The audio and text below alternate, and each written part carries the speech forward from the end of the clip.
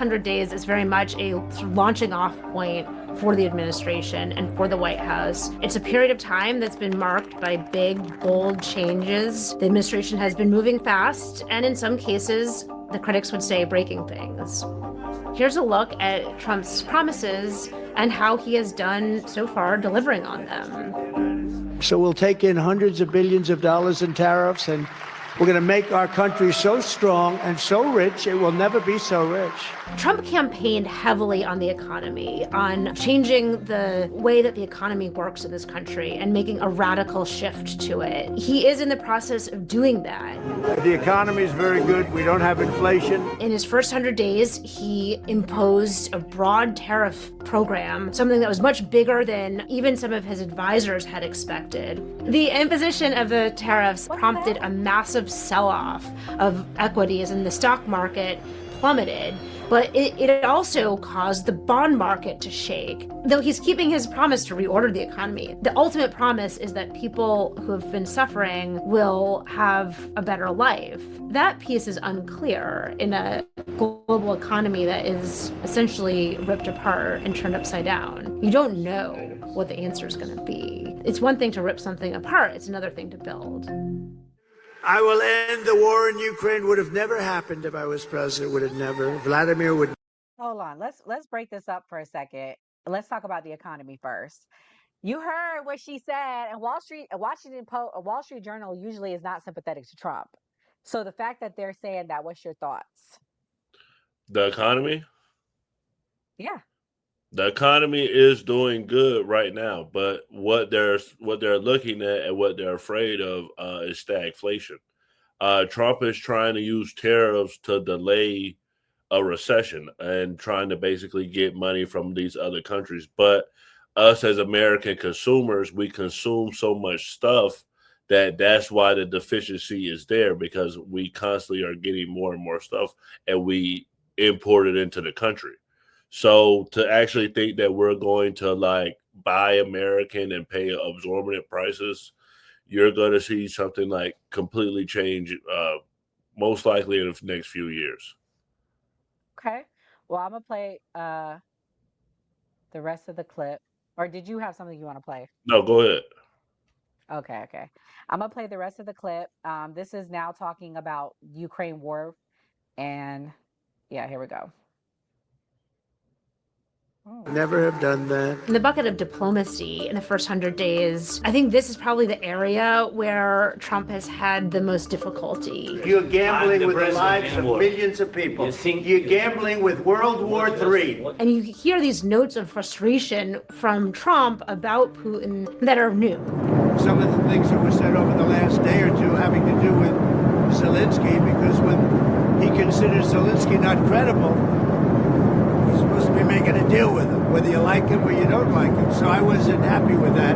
You get the sense that he is getting to a place where other administrations have been with Vladimir Putin, of frustration and irritation. The larger point is that this war is still ongoing, and there isn't a sense that the United States has been able to broker a deal to end the fighting, which Trump has repeatedly said he wants, but he hasn't managed to break this logjam the way that he said he was.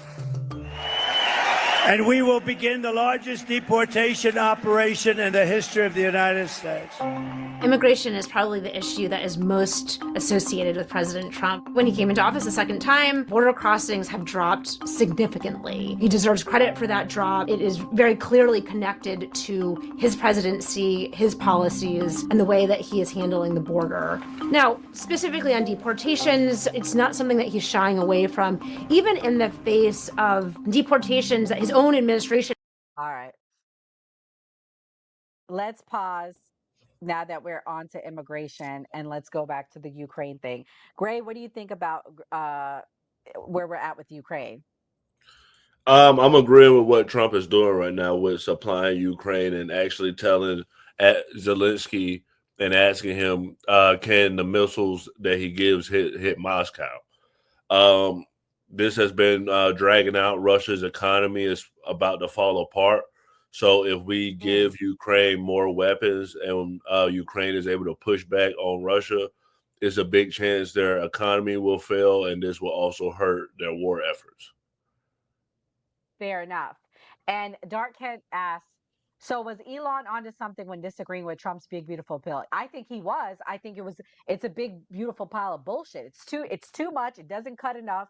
And then the things that it does cut, I think hurts Americans. Like, I'm not going to lie to you. I don't agree with hurting children. I don't agree with taking food out of children's mouths. I will never get behind that because children are the future of America. Now, I may not agree with their parents, but to hurt them and not make them not eat is going to cause long-term effects. It affects their development. It affects their performance. And if we don't have kids that are doing good in school, we see the collapse of America, in my opinion. So I will never support that per se. But I do think there needs to be rules and regulations on who can get I do agree on cracking down on entitlements. I do believe there should be certain stipulations attached to it, but I don't think we should be cutting anything with children. For me, basically, I feel like with Republicans in general saying that they want the government to be ran as a business, the government isn't supposed to function as a business. It's really like kind of a social service, and it's supposed to like help people and keep society established and growing. So when you're trying to just look at things as cutting costs, you're not actually taking into effect what's happening to the actual population. Facts, fair enough. All right, I'll play the rest about the immigration because these are all facts, Gray. This video is pretty factual, Gray.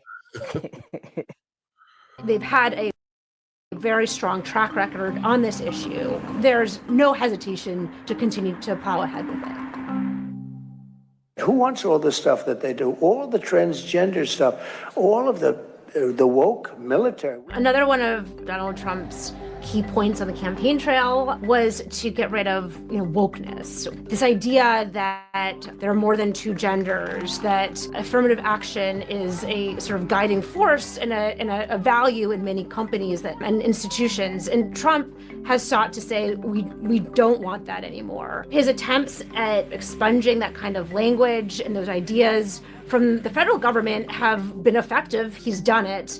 We've ended the tyranny of so-called diversity, equity, and inclusion policies all across the entire federal government and indeed the private sector and our military. The execution has been sloppy at times, but I think that writ large, he's been very successful at removing this sort of layer of language, certainly from the federal government, and pushing law firms or universities or think tanks to also downplay this kind of language. I think that Trump really sees the first 100 days as a moment that he wants to market. He sees it as important. He's got his sort of height of political capital in this moment. But as he goes beyond the first 100 days, he's going to need Congress.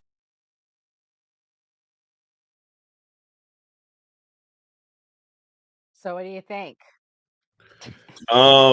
She's right in the aspect that Trump pulled all those things off, but what she isn't saying is like, was it actually effective?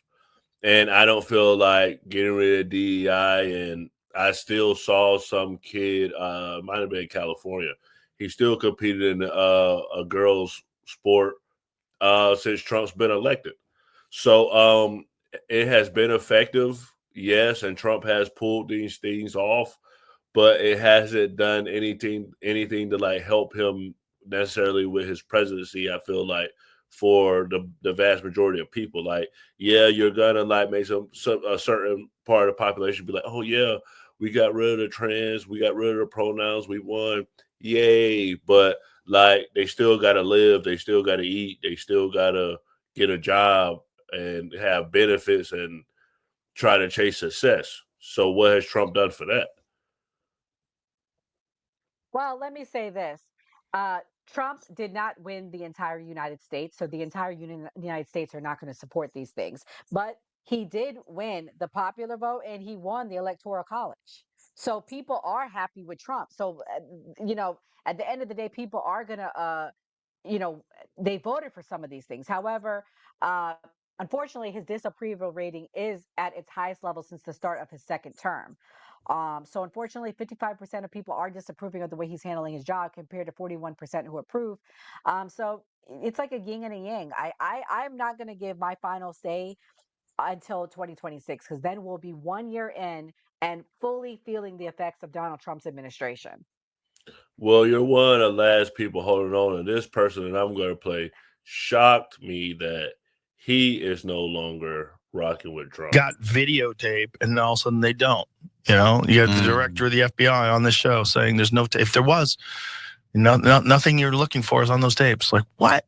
Why did they say there was thousands of hours of tapes of people doing horrible? Why did they say that?